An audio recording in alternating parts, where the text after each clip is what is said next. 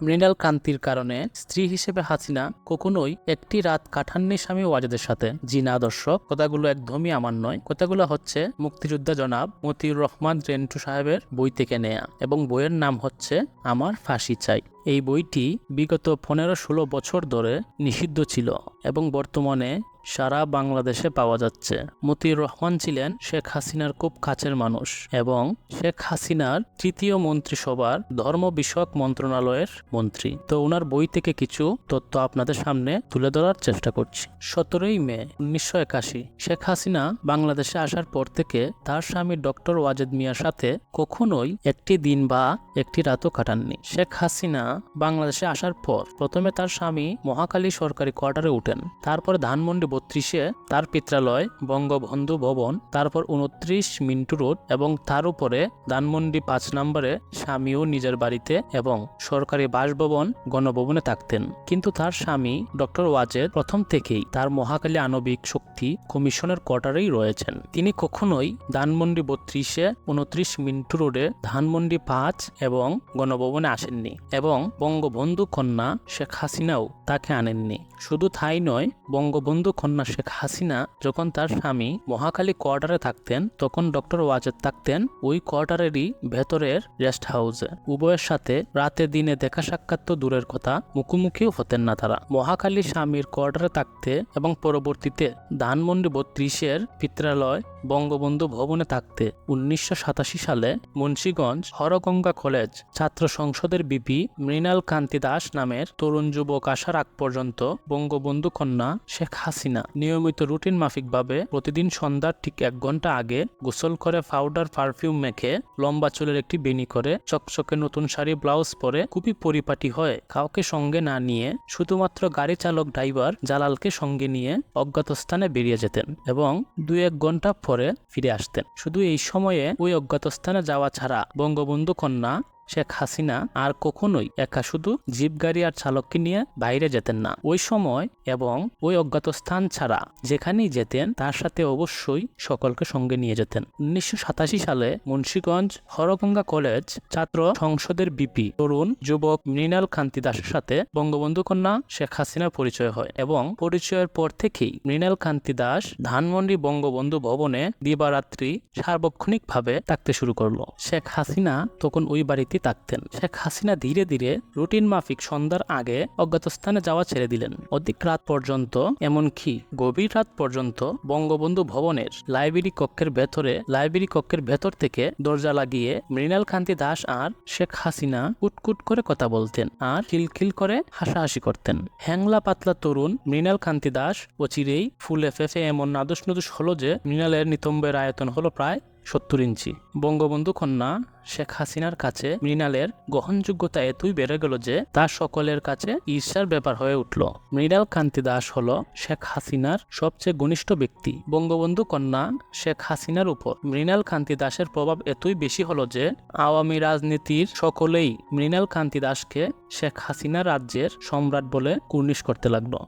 মৃণাল এতটাই ক্ষমতাবান হলো যে 1990 সালে আওয়ামী লীগের কেন্দ্রীয় কমিটির জেনারেল সেক্রেটারি সৈয়দা সাজেদা চৌধুরীকে অপদস্থ করে বঙ্গবন্ধু ভবন থেকে বের করে দিল। আওয়ামী লীগের সাধারণ সম্পাদিকা সৈয়দা সাজেদা চৌধুরী আওয়ামী লীগ সভানেত্রী বঙ্গবন্ধু কন্যা শেখ হাসিনার কাছে তার বিচার ও প্রতিকার না পেয়ে দলের ওয়ার্কিং সভায় পর্যন্ত এই ঘটনা তুলেছিলেন। এরপরে মৃণাল কান্তি দাস সর্বস্বরা হয়ে পড়ল। বঙ্গবন্ধু কন্যা শেখ হাসিনার পুষ্য আত্মীয় সাবেক প্রধানমন্ত্রীর APS বাহাউদ্দিন নাসিম এবং সাবেক প্রধানমন্ত্রী শেখ হাসিনার চিফ সিকিউরিটি নাজিম আহমেদরা মৃণালের হুকুমে মৃণালকে সিগারেট এনে দিয়ে দণ্ড হতো। বঙ্গবন্ধু ভবনে একদিন মৃণাল সহ 4-5 জন তাস খেলছে। বেলা তখন 3টা বা 3:30। এমন সময় বঙ্গবন্ধু কন্যা শেখ হাসিনার একমাত্র মামা আকরাম মামা এসে কুভঙ্গিতে কুইঙ্গিত করে মৃণালকে বললেন, এই মৃণাল, যাও না, তোমার জন্য না খেয়ে বসে আছে। মৃণাল বলল,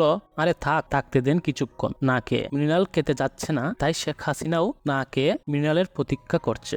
আকরাম মামা সেই কথাই মৃণাল কান্তি দাসকে বলেন, কিন্তু আকরাম মামার এই কথা বলার বাচনভঙ্গি খুবই খারাপ এবং খুবই আপত্তিকর। আর মৃণাল কান্তি দাসের যাদের সাথে বসে তাস খেলছিলেন তাদের কাছে আরো ক্ষমতা প্রদর্শনের জন্য আরো ডাট করে জবাব দিলেন, আরে থাকতে দেন কিছুক্ষণ না খেয়ে। অর্থাৎ বঙ্গবন্ধু কন্যা শেখ হাসিনাকে না খেয়ে তার জন্য আরো কিছুক্ষণ অপেক্ষা করতে দেন। মৃণাল কান্তি দাস হয়ে উঠল বঙ্গবন্ধু কন্যা শেখ হাসিনার রাজ্যের এক অধিপতি। মৃণালের কথা বার্তায়, চাল চলনে, আচার ব্যবহারে একক অধিপতির চাপ পরিস্ফুটিত হতে লাগলো।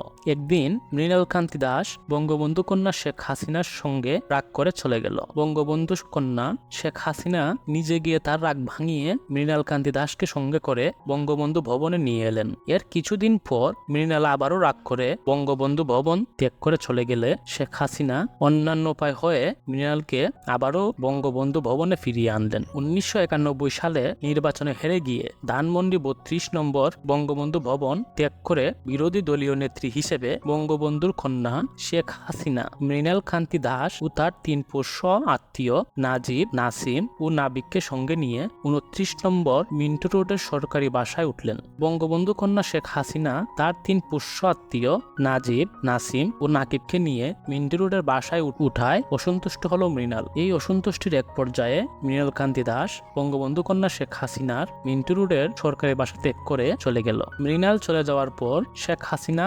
তিনবার নিজে স্বয়ং মৃণালকে ফিরিয়ে আনতে যান। মৃণাল কান্তি দাস ফিরে না এসে লোকের কাছে পরোক্ষভাবে বঙ্গবন্ধু কন্যা শেখ হাসিনার সাথে তার দৈহিক সম্পর্কের কথা প্রচার করতে থাকে। শেখ হাসিনার শরীরে কোথায় কি আছে, কতটুকু আছে, আমি মৃণালের জানতে বাকি নেই। মৃণালের এসব কথা লোকে বঙ্গবন্ধু কন্যা শেখ হাসিনার কানে পৌঁছাতে লাগলো। বছর খানেক পর বাংলা নতুন শতাব্দী 1401 সালের পহেলা বৈশাখে অন্য কেউ আসার আগেই মৃণাল কান্তি দাস 29 নম্বর মিন্টু রোডের বাসায় দোতলায় বারান্দায় এসে বঙ্গবন্ধু কন্যা শেখ হাসিনার সঙ্গে দেখা করলে বঙ্গবন্ধু কন্যা শেখ হাসিনা দূরে ঘাস খেতে থাকা একটি ছাগল দেখিয়ে মৃণালকে বলেন, দেখ ওইটা হলে তুই। এর বছর খানেক পর মৃণাল কান্তি দাস পুনরায় নিয়মিতভাবে বঙ্গবন্ধু কন্যা শেখ হাসিনার সাথে যোগ দিলেও পরবর্তীতে সে আর পূর্বস্থানে যেতে পারেনি। শেখ হাসিনা 1996 সালে 17 ফেব্রুয়ারি সন্ধ্যাবেলা ধানমন্ডি বঙ্গবন্ধু ভবনের ভেতরে গেটের সামনে পেছন দিক থেকে মৃণাল কান্তি দাসের গেট জড়িয়ে ধরা ছাড়া